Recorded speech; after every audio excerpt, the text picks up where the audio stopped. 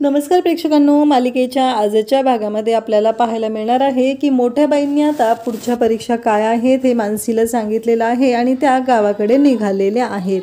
त्याचबरोबर तेजस आणि मानसी दोघंही मोठ्या बाईंना आता जोडीने नमस्कार करण्यासाठी खाली वाकत असतात आणि त्याच वेळी दोघांची टक्कर लागते आणि दोघांच्याही डोक्याला लागलेलं असतं। तेव्हा मानसी म्हणत असते, नाही नाही एवढं काही झालेलं नाहीये, परंतु तेजस असं म्हणत असतो की खूप लागलं का।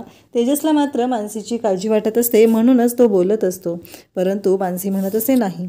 मग मोठ्या बाई काय करतात तर स्वतःहून आता तिथे उभ्या राहतात आणि म्हणतात की थांबा जरा वेळ। असं म्हणत मोठ्या बाईंनी आता तेजस आणि मानसीचं डोकं स्वतःहून एकमेकांच्या डोक्यावरती आदळलेलं आहे आणि सांगितलेलं आहे की आता हे जे काही करायचं आहे ते असं करायचं आहे कारण शिंग आली असती ना, असं त्यांचं म्हणणं असतं आणि त्या बोलत असतात।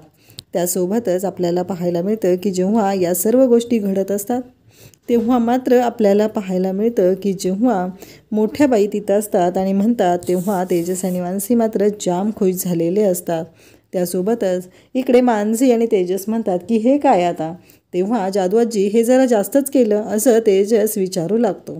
तेव्हा मात्र जादूआजी त्याला सांगते की अरे तेजस, हे सगळं मी कशासाठी केलं आहे भुरट्या, तुला माहिती आहे ना, मग शिंग आली असती ना तुला, म्हणून हे सगळं केलेलं आहे असं सांगितलं जात असतं। आणि त्यासोबतच इकडे आता पुन्हा दोघांना वाकून नमस्कार करायला सांगितला जातो। दोघंही वाकून नमस्कार करतात आणि लवकरच यशस्वी हो असं मानसीला सांगितलं जातं। त्यांना माहिती आहे की पुढचा प्रवास हा खडतर आहे, परीक्षा वाटतात तेवढ्या सोप्या नाही आहेत, त्यामुळं तेजस आणि मानसीच्या बाबतीत त्या बोलत असतात। त्यांना असं वाटत असतं काहीही झालं तरीही हिनं पुढे जिंकलं पाहिजे, ही लढाई तिनं जिंकली पाहिजे असं त्यांचं बोलणं चाललेलं असतं।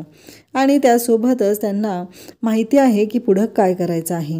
मानसी आणि तेजस शांतपणे आता तिथे उभे असतात। तेव्हा त्या मोठ्या बाई निघालेल्या असतात, त्या तेजसला म्हणू लागतात, होय रे भुरट्या, सोडायला आलास तर काय बिघडल वय, चल ना सोडायला मग, असं सांगत असतात। 4 पावलं बाहेर सोडायला आलास तर, कारण इथून पुढे तर बोलायला वेळ आहेच ना तुला, आता कुठं गप्प बसायचं म्हणून सांगितलेलं आहे। मग तिथे सूरज येतो, सूरज भीत भीत नमस्कार करतो। तेव्हा मोठ्या बाई म्हणतात, आता बाटली फोडली, दारू सोडली, मग आता बायकोला पण घेऊन यायचं बघ, नाही असं एकटा किती दिवस राहणार आहेस, असं मोठ्या बाई सांगत असतात आणि सूरजला बोलत असतात। त्याचवेळी सूरज म्हणतो की हो, आणि ते तोंड आहे ना ते जरा नीट कर, असंही मोठ्या बाईंनी सांगितलेलं असतं। तेव्हा मात्र सूरज स्वतःच्या तोंडाकडे मी पाहू लागतो आणि म्हणतो की आता नीट करायचं म्हणजे काय करायचं आहे, हा प्रश्न त्याला पडलेला असतो। आणि त्यासोबतच तो तिथे स्वतःकडे पाहत असतो। त्याचबरोबर आता तिथं उभी असते ती म्हणजे आभा। आभाला टेन्शन आलेलं असतं। आभा म्हणत असते की मोठ्या बाई आता माझ्याबद्दल काय बोलणार आहेत, हे आभा बोलत असते। आणि तेव्हा मात्र आभा तिथं उभी असते आणि मग आभा जाऊन पटकन नमस्कार करते आणि मोठ्या बाई आबाकडे पाहत असतात। ती बिचारी घाबरलेली आहे, ही गोष्टही मोठ्या बाईंच्या लक्षात आलेली असते, पण मोठ्या बाई शांतपणे तिथं तशाच उभ्या असतात।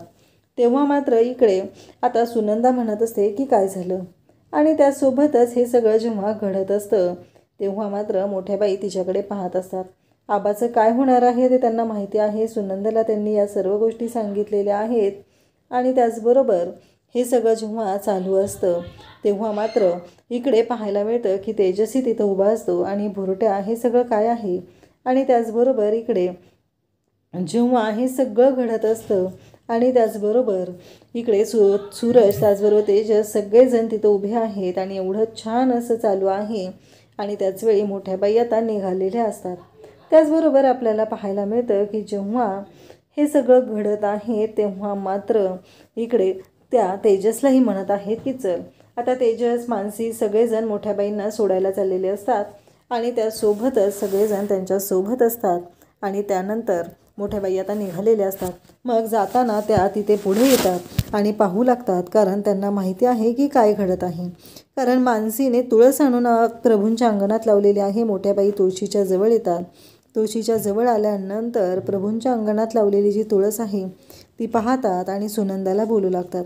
सुनंदा म्हणत असते की तुम्ही आभाच्याबद्दल जे सांगितले ना त्याची मला काळजी वाटत आहे, पोर समोरच असते पण मला कळत नाही आहे की नक्की काय होणार आहे, नक्की काय घडणार आहे, तिच्या नशिबात काय लिहिलं हे मला कळत नाही, असं सुनंदा सांगत असते।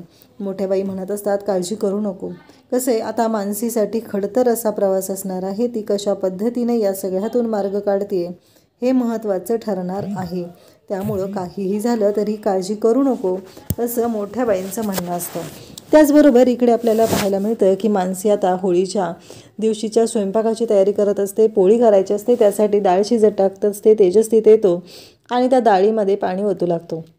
तेव्हा तेजस म्हणत असतो की जेव्हा बोलायचं नव्हतं ना तेव्हा असंच व्हायचं, अगदी उतू जाते की काय असं व्हायचं, पण आता बघितलं ना सगळं परफेक्ट, असं तो बोलत असतो. मानसीही तेजस बरोबर पाहत असते, कारण तेजस म्हणत असतो की त्या दिवशी म्हणजे मोठ्या बाईने जादूआजीने 5 मिनटं दिले होते, पण मला ना कळलंच नाही आहे की त्या 5 मिनटामध्ये कसं बोलायचं आहे ते, असं तो मानसीला सांगत असतो. तो म्हणत असतो की मी माझ्या पद्धतीनं प्रयत्न केले. तेव्हा तो म्हणत असतो की मला आणखी काही महत्त्वाच्या गोष्टी तुमच्याशी बोलायच्या आहेत. तेव्हा मानसी म्हणत असते, हो मलाही तुमच्यासोबत बोलायच्या आहेत. हे दोघांचं चाललेलं असतं. दोघंही एकमेकांशी बोलत असतात, एकमेकांच्या मनातल्या गोष्टी सांगत असतात. नक्की इतक्या दिवसाचं काय काय बोलायचं राहिले हे त्यांचं चाललेलं असतं. तेजस मात्र तिथे मानसीला बोलत असतो, मानसीला सांगत असतो की मला ना कळतच नव्हतं आणि तुम्हाला आणखी एक गोष्ट सांगायची ती म्हणजे निधीबद्दल. तेव्हा मानसी म्हणते मलाही तुमच्याशी बोलायचे आभाबद्दल. तेव्हा इकडे तेजस सांगत असतो की मला ना निधीबद्दल सांगायचे, निधीला ना एक मुलगा आवडतो. तेव्हा मानसी म्हणते हो मला तिने त्याबद्दल सांगितलं होतं. मग इकडे तेजस म्हणू लागतो म्हणजे तुम्हाला सगळंच माहिती आहे का तेव्हा निधीबद्दल. तेव्हा मानसी सांगू लागते की नाही, तिने फक्त एवढंच सांगितलेलं होतं की तिला मुलगा आवडतो, तो मुलगा कोण आहे काय वगैरे याबद्दल मला काहीच माहिती नाही. हे सगळं चाललेलं असतं आणि तेव्हा मात्र पाहायला मिळतं की जेव्हा या सर्व गोष्टी घडत असतात त्यावेळी सगळेजण तिथं असतात आणि त्याचबरोबर इकडे मानसी तेजस सर्वजण तिथं आहेत. मानसी आणि तेजस बोलत आहेत. मानसीला काहीही करून नक्की काय झालेलं आहे या गोष्टींचा शोध घ्यायचा असतो आणि मानसी तेजसला विचारत असते. मोठ्या बाई मात्र इकडे सुनंदाला सांगत असतात की नक्की काय घडणार आहे आणि सुनंदाला काळजी वाटत आहे. तेव्हा मोठ्या बाईंचं असं म्हणणं आहे की तुझी सून आहे ना ती पास तर होणारच आहे ग, त्याबद्दल काही शंका नाही, सगळं अगदी तिनं ठरवलेलं आहे तशा पद्धतीनं घडणार आहे, असंही मोठ्या बाई सांगत असतात. आणि त्याचबरोबर इकडे सुनंदाला म्हणत असतात की आता तुझ्या लेकीच्या बाबतीत ती कसा विचार करेल, कशा पद्धतीनं गोष्टी करेल यावर सगळं अवलंबून आहे, हेही त्यांचं सांगणं असतं. आणि त्या म्हणत असतात की जास्त काळजी करू नको, सगळं व्यवस्थितच होणार आहे आणि तुझी सून यातून मार्ग काढेल. कसं आहे गावची माती आणून त्या मातीमध्ये प्रभूंच्या अंगणामध्ये तुळस लावायची आहे ना, मग त्यामुळं काहीच प्रॉब्लेम नाही आहे. त्यामुळं जोपर्यंत गावी तुम्ही येणार नाही देवीला तोपर्यंत सगळ्या गोष्टी असणार आहेत. त्यामुळं काळजी करू नको, सगळं व्यवस्थित होणार आहे आणि लेखीचीही काळजी करू नको. शेवटी मला जे दिसलेलं आहे ते मी बोललेले आहे, त्यामुळं मला असं वाटतंय की होईल सगळं व्यवस्थित आणि ही सून आहे ती सगळं व्यवस्थित सांभाळून घेईल, असं मोठ्या बाईंचं म्हणणं असतं. परंतु आईच्या मनातली काळजी मात्र कमीच होत नसते. त्यासोबतच आपल्याला पाहायला मिळतं की सुनंदा त्याचबरोबर मोठ्या बाई बोलत आहेत. इकडे तेजस आणि मानसी पोळीची तयारी करत आहेत.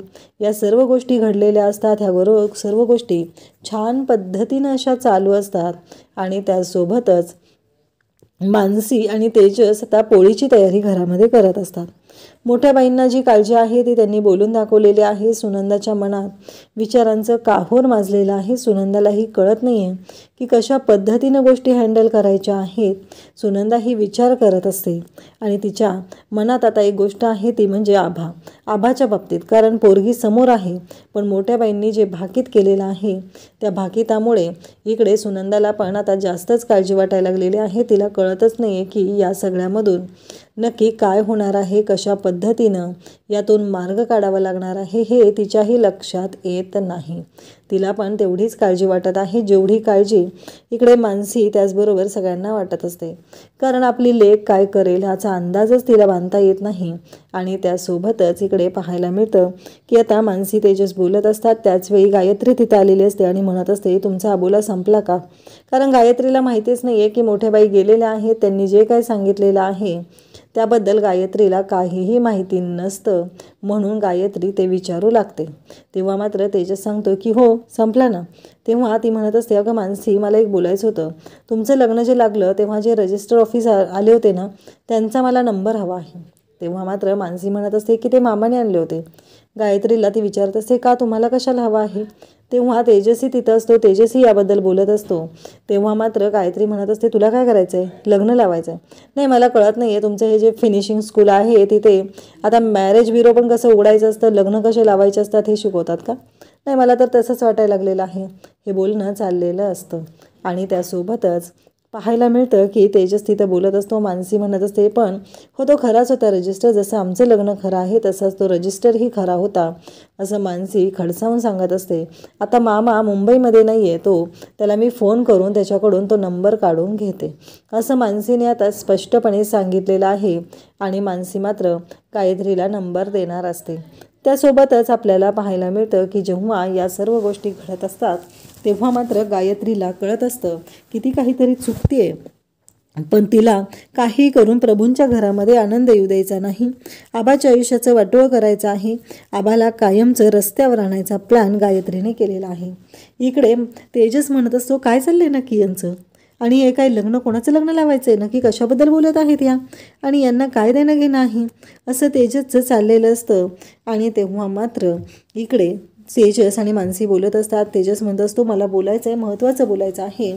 आणि तेव्हा मात्र मानसी म्हणत असते की हो बरोबर आहे, पण तेव्हा ती म्हणते की मलाही बोलायचं आहे. आणि मग ती म्हणत असते की आभाच्या लग्नाबद्दल, म्हणजे आभाबद्दल. तेजस म्हणतो, अहो काय बोलताय तुम्ही, ती केवढी आहे, तिची उंची तर आहे का, आणि ते मंगळसूत्र, आणि त्याचबरोबर ते मंडोळ्या, कसं वाटेल होते सगळं, तिची उंची केवढी आहे, ती केवढी आहे. तेव्हा इकडे तेजसला मानसी सांगू लागते, निधी आणि आपली आभा दोघीही एकाच वयाच्या आहेत, त्यामुळं तेजस तुम्ही असं काही बोलू नका.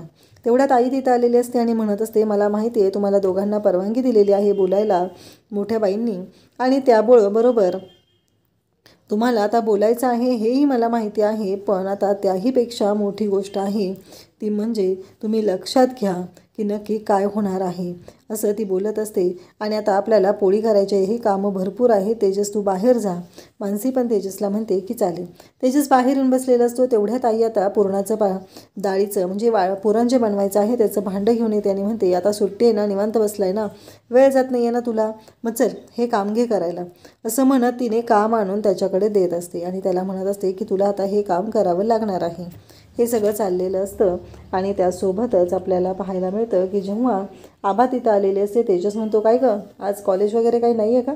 तेव्हा आबा म्हणत असते, होळी आहे ना, मग आज सुट्टी आहे कॉलेजला. तेजस म्हणतो, चल ये बस इथं. तेजस मात्र खूपच गोड बोलू लागतो. तेव्हा मात्र आबाला टेन्शन येऊ लागतं. आबा म्हणत असते की नक्की तेजस दादा माझ्याशी एवढं गोड का बोलतोय, हा प्रश्न आबाला पडलेला असतो. आबा तेच बोलत असते. आणि तेव्हा मात्र इकडे तेजस म्हणत असतो, पुरणाची पोळी येते का बनवता. तेव्हा आबा म्हणते की नाही. तेव्हा तो म्हणत असतो की अगं लग्न झाल्यावर मग सासरी काय करणार आहे, मग तिथं कोण बनवणार पुरणाची पोळी, असं तो बोलत असतो. तिला म्हणत असतो, शिक जरा शिक. आणि बरं मला सांग, मानसी मला काय सांगत होत्या, म्हणजे लकीचाम तुझ्याबद्दल सांगत होत्या लग्नाबद्दल, तुला काय लग्न करायची घाई वगैरे झाली का. नाही तसं काय असेल तर मला आधी सांग, एवढं लक्षात ठेव, असं तेजस तिला बोलत आहे. पण इकडे आभा मात्र शांतच असते. तिला प्रश्न पडलेला असतो की दादाला मी नक्की काय सांगू आणि कसं सांगू, म्हणून ती पाहत असते. त्यासोबतच तिच्या डोक्यात विचार चालू असतात की मी दादाला ह्या गोष्टी कशा सांगणार आहे, त्याच्याशी कशा पद्धतीनं बोलणार आहे, हे सगळं चाललेलं असतं. आणि मग आभा शांत बसलेली असते. तेजस म्हणत असतं, अगं काय झालं सांग ना मला, नक्की काय प्रॉब्लेम आहे, तू कशाबद्दल बोलतेस. तेव्हा आभा शांतच असते. आणि मग तेवढ्यातच सूर्या तिथे येतो. आणि मग हॅपी होली म्हणत सूर्या इकडे तेजसला मिठी मारतो आणि होळीच्या शुभेच्छा देतो. त्यासोबतच आपल्याला पाहायला मिळतं की जेव्हा हे सगळं चालू असतं तेव्हा मात्र आता गार्गीही तिथं आलेली असते आणि गार्गीलाही तेजस होळीच्या शुभेच्छा देतो. आणि मग इकडे तेजस म्हणतो की मानसी, त्याचबरोबर आई, पाहुणे आलेत आपल्यात, या लवकर तुम्ही बाहेर, असं म्हणत बोलवायला सुरुवात करतो आणि त्यांना बोलवू लागतो. तेव्हा मात्र त्या दोघीजणी बाहेर येतात आणि गार्गी आलेली आहे हे पाहून मानसीही गार्गीकडे धावत जाते, तिला मिठी मारते, तिलाही होळीच्या शुभेच्छा देते. एवढं सगळं छान पद्धतीनं चाललेलं असतं, बोलत असतात. आणि त्यासोबतच त्यांचं हे बोलणं जेव्हा चालू असतं तेव्हा मानसी पण तिथं आलेली असते. आणि मग आई विचारत असते, काय रे तुम्ही दोघंजण एकत्र. तेव्हा सूर्या सांगत असतो की हो आमचं ठरलं आहे. तेव्हा ती म्हणत असते, स्थळ आलेलं का तुला. तेव्हा मानसी सांगते, नाही मावशी, यांनी दोघांनी स्वतःच ठरवलेलं आहे. हे सगळं बोलणं चाललेलं असतं. मग आई म्हणत असते की बरं झालं. तेव्हा सूर्या म्हणत असतो की आता तेजसला नोकरी नव्हती तरी त्याचं लग्न झालंच ना, मग मला तर नोकरी आहे, सगळं व्यवस्थित आहे ना. पण तेव्हा तिकडे लगेचच सुनंदाला तो सांगू लागतो, हिच्या घरचे नाही म्हणतात. सुनंदाचं असं म्हणणं असतं की घरच्यांच्या परवानगीशिवाय काही करायचं नाही. इकडे मामीला गायत्रीचा फोन आलेला असतो आणि गायत्री तिला विचारत असते की तुमच्या नवऱ्याने त्या तेजस आणि मानसीचं लग्न लावलं होतं, तो जो रजिस्टर ऑफिस होता तो ऑफिसर कोण होता, त्याचा मला नंबर हवा आहे, त्याला बोलवायचं आहे, एक लग्न लावायचं आहे. तेव्हा ती म्हणत असते माझ्या विनीतसाठी तुम्ही चांगली मुलगी बघणार आहे की नाही, कारण विनीतच्या आयुष्याचं वाटोळं मला होऊ द्यायचं नाही आणि तुमची नणंद आहे ती मागच लागलेली आहे. हे सगळं बोलणं चाललेलं असतं. आणि तेव्हा मात्र इकडे ते गायत्री म्हणत असते की हो बरोबर आहे, मी पाहते आणि माझं कामही सुरू आहे, मी पाहते आणि तुम्हाला सांगते, असं गायत्री तिला सांगू लागते. परंतु गायत्री मात्र विचार करत असते की हे सगळं काय आहे. मामी म्हणत असते की मला लवकरात लवकर माझ्या मुलाचे हात पिवळे करायचे आहेत, कारण तुमची जी नणंद आहे ना ती माझ्या मुलाच्या डोक्यावर बसायला लागलेली आहे, तिच्यामुळं माझ्या मुलाला त्रास होत आहे. हे सगळं बोलणं चाललेलं असतं. आणि त्यासोबतच आपल्याला पाहायला मिळतं की आता तिथे विनीत आलेला असतो. परंतु आईच्या या बोलण्यामुळं मात्र विनीतला धक्का बसलेला असतो. तो पाहत असतो, तो म्हणत असतो की काहीही झालं तरीही आईने असं बोलायला नको आहे असं त्याला वाटत असतं. इकडे गार्गी त्याचबरोबर सगळेजण बोलत आहे आणि सुनंदा मात्र म्हणत आहे की घरातल्यांच्या परवानगीशिवाय काही करायचं नाही, काहीही झालं तरीही घरातल्यांची परवानगी ही महत्त्वाची आहे असं ती सांगत असते. आणि त्यासोबतच तिथे ती म्हणत असते की तसंही घरातल्या सगळ्यांची परवानगी मिळणं गरजेचं आहे. हे बोलणं चालू असतं तेव्हा मात्र आबा म्हणत असते मी काय करणार आहे, मला घरातले कशी परवानगी देतील, मी कसं सांगणार आहे माझ्या आणि विनीच्या लग्नाबद्दल. तेव्हा तेजस मात्र इकडे चिडवत असतो, बोलत असतो आणि त्याचबरोबर तेजसची जी मस्करी असते ती काही थांबत नसते.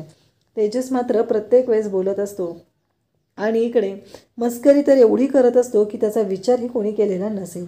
तेव्हा सूर्या मात्र लाजत असतो. तेजस म्हणत असतो अरे लाजायला पण शिकलायस तू. तेव्हा सूर्या म्हणत असतो हो ना, पण ते ना मी लाजतोय रे असं बोलत असतो. तेव्हा सुनंदाने आता स्पष्ट सांगितलेलं आहे घरच्यांच्या परवानगीशिवाय काहीही करायचं नाही. हे सुनंदाचं बोलणं ऐकून याला आता धक्काच बसलेला आहे. आबाला तर कळतच नाही आहे की मी नक्की काय करणार आहे, मी कशा पद्धतीनं गोष्टी हँडल करणार आहे असं आबाच्या डोक्यात सुरू झालेलं असतं. उद्याच्या भागामध्ये आपल्याला पाहायला मिळतं की ते नारळ एकमेकांच्या हातातले नारळ एकमेकांवर आपटून फोडायचे असतात.